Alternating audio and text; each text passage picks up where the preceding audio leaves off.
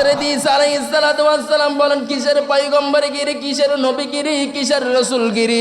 ওগো আল্লাহ, একজন যদি বৃদ্ধ 400 বছর ইবাদত করেছে, পাথরের মধ্যে আছে, তারপরে এর চাইতে বেশি উম্মতে মুহাম্মাদিরা একটা রাত পাবে, সেই রাতটা হলো 400 বছরের চাইতে বেশি ইবাদত আমলনামার সওয়াব পাবে।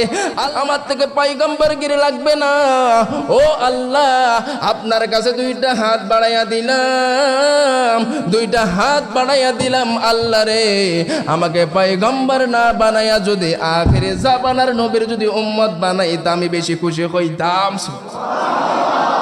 সেই দিন আমার আল্লাহ বলেন, ওগো আমার ঈসা, আমি তোমার ফরিয়াদ কবুল করেছি, একদিন আমি তোমাকে আমার নবীর উম্মত হিসাবে আখিরি জামানার মধ্যে তোমাকে পাঠাবো। জোরে বলুন সুবহানাল্লাহ।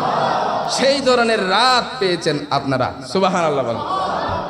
আপনাদের দামটা বুঝাইলাম, সেই নবীর উম্মত হয়েছেন আপনারা, সেই রাতটা পেয়েছেন আপনারা। এমন রাত, যে রাতে আল্লাহর কাছে তাওবা করলে আল্লাহ পাক রব্বুল আলামিন গুনাহ ক্ষমা করে দিবেন। সুবহানাল্লাহ বলেন।